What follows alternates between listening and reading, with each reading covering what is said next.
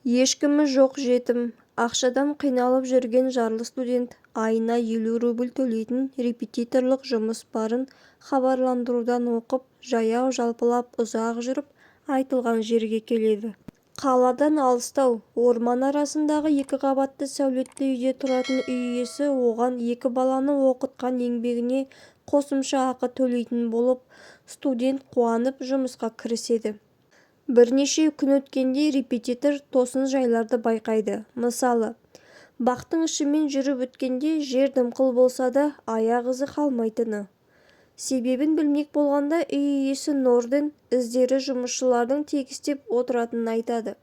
Норденнің өзі де бір түрлі адам көрінеді. Ол репетиторға айналаны таныстырып, үйге таяу теңізге апарған кезде үлкен қызының осы теңізге батып кеткенін мұңайып емес, жымиып жеткізеді. Және қайтыс болған Еленаның өліміне бұл үйде ешкім қайғырмайды, ол туралы айтпайды да.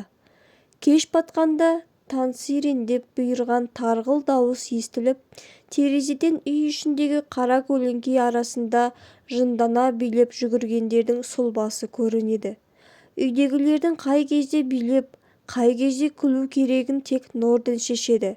Норден үйдегілерді тегіс жинап, би кешін ұйымдастырған күні жоғары қабаттан күй-сандықтың үні естіледі. Бірақ күй-сандық ойнаушының өзін ешкім көрмеген, музыканы кім ойнайтыны да белгісіз. Ол үйдегілерді күлдіру үшін күн сайын бір анекдот айтады. Күн сайын естіп жүрсе де, соған балалар да, қызметшілер де бәрі тегіс мәз болып күледі. Тіпті көздерінен жас аққанша күлетіндері сондай домалап қалады. Тек репетитор ғана күле алмайды. Айналада 10 шақырымға дейін бізден басқа еш тірі жан жоқ.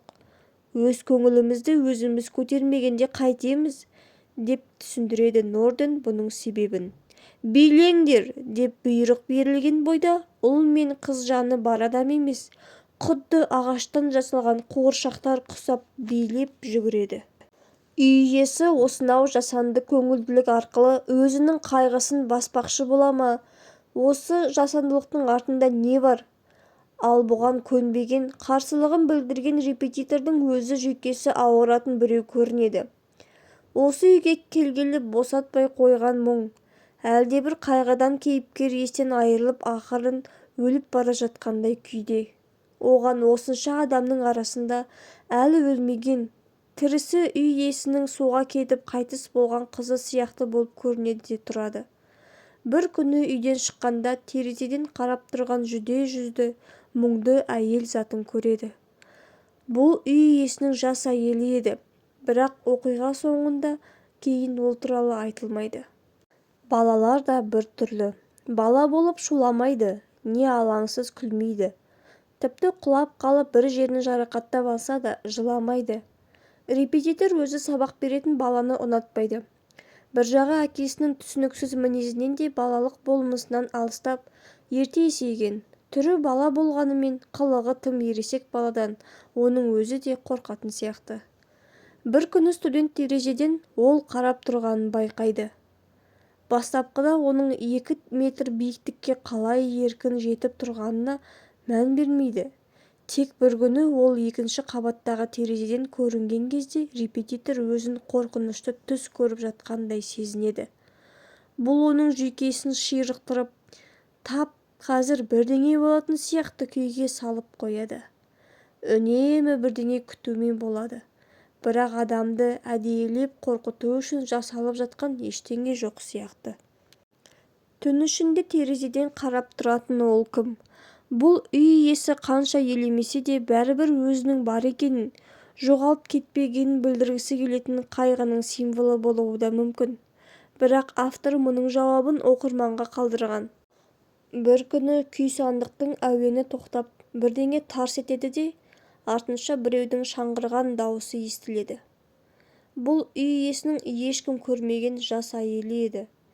Репетитор сол күні ас үйде табытта жатқан жас әйелдің бейнесін алғаш рет және соңғы рет көреді. Бір қарасаң, Норден дегеніңіз өзіне бағынышты халықтың көңіл күйі қалай, ішінде не бар, қалауы не, оған бас қатырмайтын билікке ұқсайды. Өзі нені дұрыс көрсе, соған еш күмәнсіз сенетін.